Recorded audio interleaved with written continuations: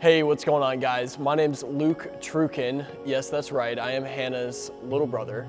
And I'm so pleased and excited to be able to be a part of the core team this year and to be a part of all y'all's lives. Some of you may recognize me because I was on the retreat last January.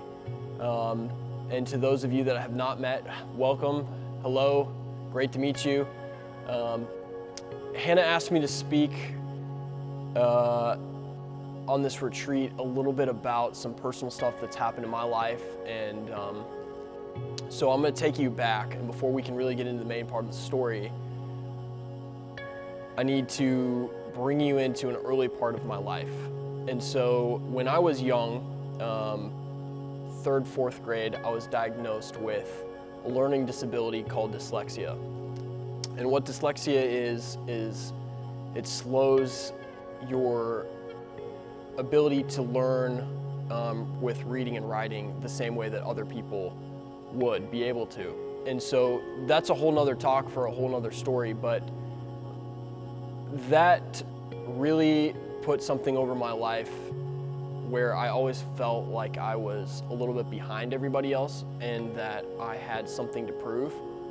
And so fast forwarding up to really high school, I had an opportunity to start a lawn care company. And through high school till I graduated, I was able to grow that to about 100 yards a week that we were mowing. And I really started to place my identity in that business. And I was starting to get people to recognize me and start thinking about, or start saying things like, oh wow, Luke, this is so awesome, like you're doing such a great job. And so things continued to evolve and grow, and I really found myself in a place where that business and that thing had really consumed my life. And I found myself in a place where that was my identity. How that business was going was that thing for me that I was constantly pursuing. And the problem is that when we place our hope and trust and belonging and things along the lines of that into things other than Christ, it lets us down because they're things of this world. And so a couple of years later, I ended up selling that business. And after selling that business, I really had found myself in like a hole.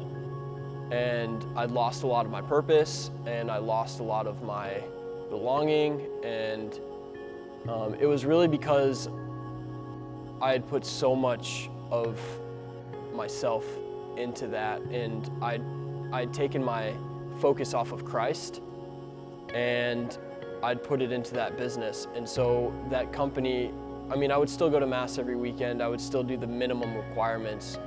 I was still part of helping out with my youth group and stuff, but I wasn't really growing in my own faith. And it wasn't until after that, after me selling the company, that I realized how much of a hole there was and where I really needed to start growing in my faith again.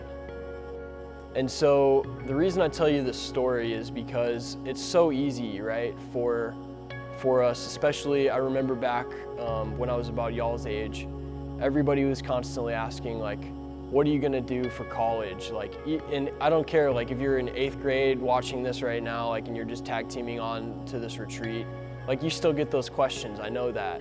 If you're a freshman, you're already getting those questions. If you're a sophomore, you're starting to get those questions a lot more. If you're a junior, you're really getting those questions. And if you're a senior, everybody expects you to know exactly where you're going to college next year. Everybody expects you to know like what your degree is going to be in, where you're gonna get your first job.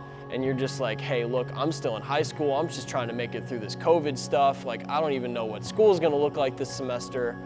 And so it's so easy to get caught up in all of these things that we have to do.